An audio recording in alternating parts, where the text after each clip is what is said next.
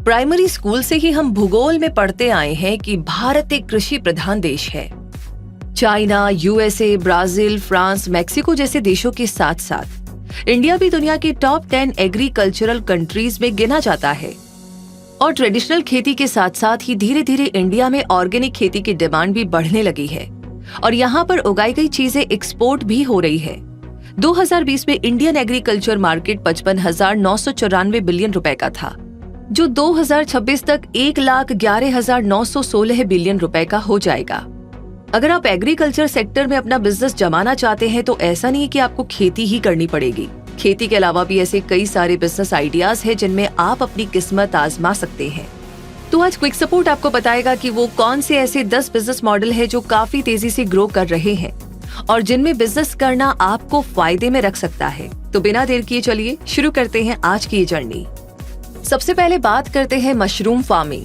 जब भी आप किसी रेस्टोरेंट में जाते हैं तो कुछ वेज खाना ऑर्डर करना होता है तो सबसे पहले वेटर आपको या तो पनीर या तो मशरूम का कोई आइटम बताता है।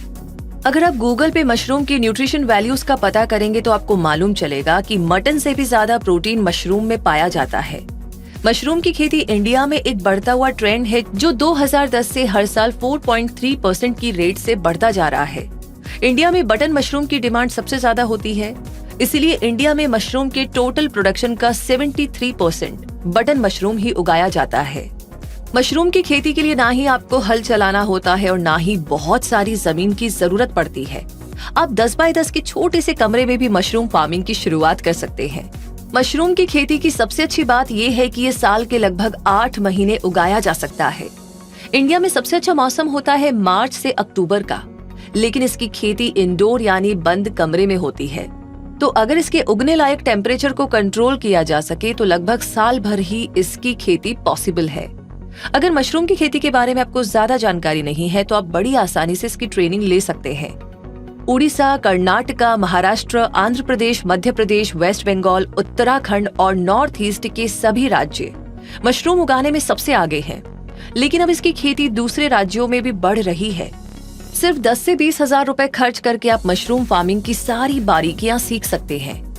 आप अपने राज्य के नजदीकी एग्रीकल्चरल यूनिवर्सिटी में इसकी ट्रेनिंग का पता लगा सकते हैं। इसके अलावा भी अगर कोई ऐसे फार्मर को आप जानते हैं जो सक्सेसफुली इस प्रोफेशन में आगे बढ़ रहे हैं तो उनसे भी पूरी जानकारी प्रैक्टिकल नॉलेज के साथ हासिल की जा सकती है। अगर कोई भी लीड नहीं मिल रही है तो YouTube पर मशरूम फार्मिंग सर्च करने पर आपको ऐसे कई सारे वीडियोस मिल जाएंगे जिनसे आपको कंप्लीट नॉलेज मिल जाएगी। तो ये तो हुई मशरूम फार्मिंग की बात। अब बात करते हैं पोल्ट्री फार्मिंग की। जब हम सबकी लाइफ में सिर्फ DD1 था तब आपने भी संडे हो या मंडे अंडा खाना हमेशा ही सेहत के लिए अच्छा माना जाता है। डॉक्टर हो या जिम ट्रेनर अंडा खाने को जरूर कहते हैं। 2014 में ही इंडियन पोल्ट्री इंडस्ट्री, जिसमें ब्रायलर मीट और अंडे शामिल है, वो 2024 तक 4,340 बिलियन रुपए तक पहुंच जाएगी। पोल्ट्री फार्मिंग में आप बिजनेस करने की इसीलिए भी सोच सकते हैं क्योंकि ग्लोबली एग प्रोडक्शन में इंडिया 3rd रैंक पर है और चिकन मीट प्रोडक्शन में 5वें नंबर पर। अगर इंडिया में पोल्ट्री फार्मिंग की बात करें तो स्मॉल स्केल पर इसकी शुरुआत 50,000 से लेकर के 1.5 लाख रुपए से की जा सकती है। मीडियम स्केल की फार्मिंग के लिए 3 से 4 लाख रुपए और लार्ज स्केल पर 8 लाख रुपए से काम शुरू हो सकता है। सबसे पहले तो आपको एक फार्मिंग लैंड देखना होगा जहां आप अपनी पोल्ट्री फार्मिंग करेंगे। ये आपके बिजनेस साइज पर डिपेंड करेगा। उसके बाद मुर्गियों को रखने से लेकर उन्हें खुले में चरने तक की फैसिलिटी रखनी होगी। उनकी सिक्योरिटी, देखभाल, साफ सफाई, दाना पानी देने और अंडों को प्रोटेक्ट करने के लिए भी मैन पावर की जरूरत पड़ेगी। पोल्ट्री मुर्गियों की कौन सी प्रजाति अच्छी होती है जो अंडे और मीट प्रोडक्शन के लिए बेहतर होती है, वैसी 2-3 वैरायटी आपको चूज करनी होगी। उसके बाद आपको अपने बिजनेस का नाम भी रखना होगा और नजदीकी एनिमल हस्बेंड्री डिपार्टमेंट से उसका रजिस्ट्रेशन भी करवाना होगा। अगर आपके पास ज्यादा बजट नहीं है तो आपको पैसों की भी जरूरत पड़ सकती है। इसके लिए अगर आपको कोई पार्टनर मिल गया तो ठीक है, नहीं तो बिजनेस लोन भी आप अप्लाई कर सकते हैं। तो इन सारी चीजों के साथ आपको अपने फार्म की मार्केटिंग भी करनी होगी और प्रोडक्ट के लिए होलसेलर और रिटेलर बायर्स भी ढूंढने होंगे। इन सभी चीजों के साथ साथ अपनी नॉलेज को भी इम्प्रूव करते रहिए, जैसे मुर्गियों में कौन सी बीमारियां होती है, उनका सोल्यूशन क्या है, बिजनेस को कैसे आगे बढ़ाना है, मुर्गी पालने के साथ साथ और कौन कौन से बिजनेस को उसी फार्म में किया जा सकता है। दूसरे किसी फार्म में आप विजिट कर सकते हैं और उनके काम करने के तरीके से सीखना भी अच्छा रहेगा। और हमेशा किसी सक्सेसफुल पोल्ट्री फार्मर के कांटेक्ट में रहिए। बाकी वैसे कहते हैं कि इंसान हमेशा अपने एक्सपीरियंस से सबसे ज्यादा सीखता है। इसी के साथ अब आगे बात करते हैं फर्टिलाइजर डिस्ट्रीब्यूशन बिजनेस। चाहे कोई प्रोफेशनल फार्मिंग करे, गार्डनिंग करे या फिर रूफटॉप प्लांटिंग, पौधों और फसल की अच्छी ग्रोथ के लिए खाद, फर्टिलाइजर और एग्रीकल्चर इक्विपमेंट की जरूरत पड़ती ही है। तो ऐसे में फर्टिलाइजर डिस्ट्रीब्यूशन बिजनेस आपके लिए एक अच्छा ऑप्शन हो सकता है। अगर आप किसी ऐसी एरिया में है जहां पर खेती बहुत ज्यादा होती है या फिर बड़े स्केल पर लोग गार्डनिंग करते हैं, तो इस बिजनेस में ग्रो करने के अच्छे मौके बन सकते हैं। इसमें आप रिटेलर या होलसेलर भी बन सकते हैं। बस इतना याद रखिएगा कि फर्टिलाइजर्स का बिजनेस कभी डाउन नहीं होगा, क्योंकि बढ़ती आबादी के लिए अनाज की पैदावार बढ़ाने के लिए इनका इस्तेमाल होता ही रहेगा। अगर ऑर्गेनिक फार्मिंग की बात करें तो भी नेचुरल तरीके से बने खाद भी आप बेच सकते हैं, लेकिन इसके लिए लाइसेंस लेने की जरूरत पड़ेगी, जो आप अपने राज्य के स्टेट गवर्नमेंट से ले सकते हैं। अपनी शॉप या डिस्ट्रीब्यूशन खोलने के बाद भी आपको रिसर्च करनी पड़ेगी। मार्केट में किस तरह के फर्टिलाइजर्स डिमांड में है और किस तरह की खेती के लिए कौन से कंपोस्ट या फर्टिलाइजर्स लगते हैं, क्योंकि जिन्हें इसकी जानकारी नहीं है वो आप ही से सलाह लेंगे। तो ऐसे में आप किसी एक्सपीरियंस्ड स्टाफ को भी काम पे रख सकते हैं। अब अगला ऑप्शन आता है बी कीपिंग। एग्रीकल्चर सेक्टर में अगला बिजनेस आइडिया है बी कीपिंग यानी मधुमक्खी पालन। हनी या शहद एक ऐसी चीज है जो सभी को पसंद आती है। सुबह ब्रेकफास्ट में ब्रेड के साथ खाना हो या फिर दूध में मिलाकर, इसकी न्यूट्रिशनल वैल्यूज के चलते इसे फूड के तौर पर तो खाया ही जाता है। इसके अलावा इसमें औषधीय गुण होने के चलते इसका इस्तेमाल आयुर्वेद और मेडिकल सेक्टर में भी होता है। इसीलिए अगर आप मधुमक्खियां पालेंगे तो आप फायदे में रहेंगे। मधुमक्खियां पालने के लिए आपको बहुत ज्यादा जमीन की जरूरत नहीं पड़ेगी। एक छोटे से जमीन के टुकड़े पे अपनी छत पर या बैकयार्ड में आप इन्हें पाल सकते हैं। मधुमक्खियों को पालने के लिए उनका बॉक्स या तो आप बनवा सकते हैं या खरीद के भी ला सकते हैं। बी कीपिंग के लिए आप किसी ऐसे मौसम को चुनिए जब फूल और फलों के खिलने का सीजन होता है, क्योंकि तब मधुमक्खियों को पराग ढूंढने की जरूरत नहीं पड़ेगी और आपको अच्छा प्रोडक्शन भी मिल सकेगा।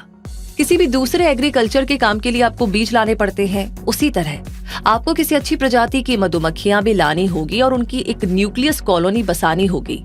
हर 7 से 10 दिन के अंदर एक बार बॉक्स का इंस्पेक्शन भी करना होगा।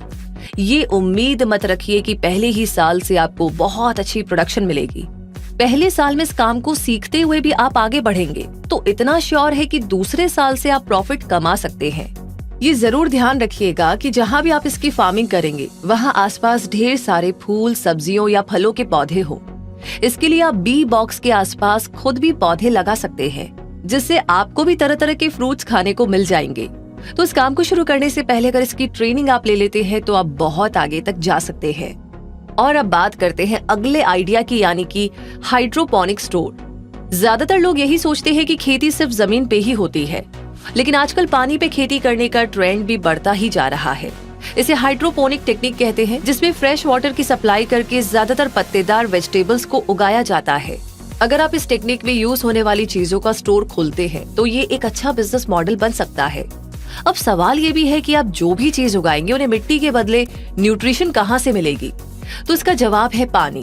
जी हाँ, इसके लिए पानी में ही जरूरी न्यूट्रिशन सप्लाई किया जाता है। जैसे लोग मिट्टी में खाद या कंपोस्ट डालते हैं। आने वाले दिनों में इस टेक्निक से खेती का ट्रेंड और भी बढ़ता जाएगा, क्योंकि जमीन महंगी होती जा रही है और मेट्रो सिटीज में तो जमीन के भाव करोड़ों में है। तो फ्यूचर की सोचकर आप इस बिजनेस में उतर सकते हैं। वैसे हैदराबाद का एक कपल है सचिन और श्वेता दरबरवार, जो सिंपली फ्रेश नाम से अपना हाइड्रोपोनिक एग्रीकल्चर फार्म चलाते हैं। उन्होंने अपने सक्सेसफुल बिजनेस के साथ मार्केट से $20 मिलियन का फंड रेज किया है। इसी से आप हाइड्रोपोनिक एग्रीकल्चर का उज्जवल भविष्य सोच सकते हैं। अब बात करते हैं अगले आइडिया की, जो है vermi compost organic fertiliser.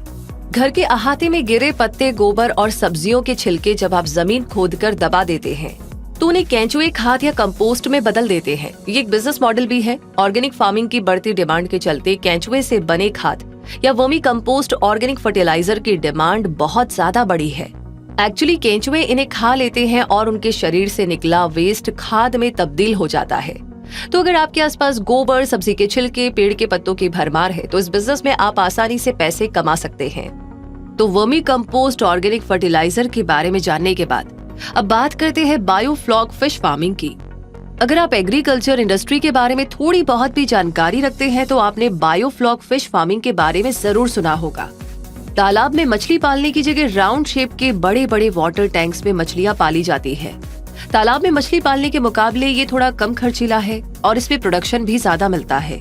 4 metre के डायमीटर वाले टैंक का खर्चा लगभग 30 से 50 हजार रुपए का आता है, जिसमें साल के लगभग 1000 से 1200 किलो मछली का उत्पादन हो सकता है। आप अपने कैपिटल के हिसाब से फिश टैंक कम या ज्यादा रख सकते हैं। इस तकनीक में मछली पालने के लिए 24 घंटे इलेक्ट्रिसिटी की जरूरत पड़ती है, क्योंकि इस तकनीक में पानी के अंदर जो बैक्टीरिया पालता है उसे 24 घंटे हवा की जरूरत पड़ती है। तो बेसिकली आपको इन्वर्टर चाहिए होगा। साथ ही साथ अलग अलग मछलियां अलग अलग टेम्परेचर में रहती है, तो उनके लिए वैसा माहौल भी बनाना पड़ता है। मछलियों को खिलाने से लेकर के उनकी देखभाल और बाकी कॉस्ट को छोड़कर अगर एक टैंक पे 500 से 600 मछलियां हैं, तो 4 महीने में एक टैंक से 20 से 25 हजार रुपए कमाए जा सकते हैं। लेकिन ये काम शुरू करने से पहले आप इसकी पूरी जानकारी या ट्रेनिंग जरूर ले लीजिएगा, ताकि आप अपनी इनकम को बढ़ा सके और आपको ये पता चल जाए कि अपनी पूंजी को कैसे मुनाफे में बदलना है। तो आइए अब इसी के साथ आगे बढ़ते हैं और बात करते हैं फ्लावर शॉप की। फूलों का मौसम सदाबहार होता है। शादी, एनिवर्सरी, बर्थडे पार्टी, फंक्शन से लेकर पूजा और त्योहार में भी फूलों की भारी डिमांड रहती है। तो ऐसे में अगर आप फूलों की दुकान खोलते हैं तो अच्छा प्रॉफिट कमा सकते हैं। इसे आप कम इन्वेस्टमेंट के साथ भी शुरू कर सकते हैं। अगर आप फूलों के एक बुके को अच्छे से देखेंगे तो उसमें लगभग 8 से 10 अलग अलग फूल और सजावट वाली पत्तियां दिख जाएगी। किसी भी बड़े शहर में फूल देकर किसी को ग्रीट करना एक अच्छा जेस्चर माना जाता है और ये चलन अब छोटे शहरों में भी बढ़ रहा है। वैसे भी आजकल ऑनलाइन भी फूल बिकने लगे हैं, तो आपको कस्टमर्स ढूंढने की जरूरत नहीं पड़ेगी। साथ ही फ्लावर शॉप में गिफ्ट आइटम्स रखना भी आपके बिजनेस को बूस्ट करेगा। अब बात करते हैं अगले आइडिया की, जो है ब्रूम प्रोडक्शन। हर सफाई पसंद इंसान घर में कम से कम 2 बार झाड़ू जरूर लगाता है, इसलिए झाड़ू बनवाने के काम में उतरकर आप पैसा कमा सकते हैं।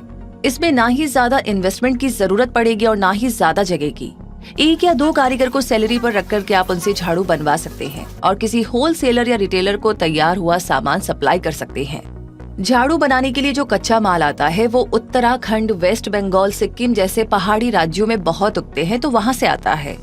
नॉर्मली एक झाड़ू 50 से 60 रुपए में बिकती है, तो इसमें से मुनाफा निकालना कोई बड़ी बात नहीं है।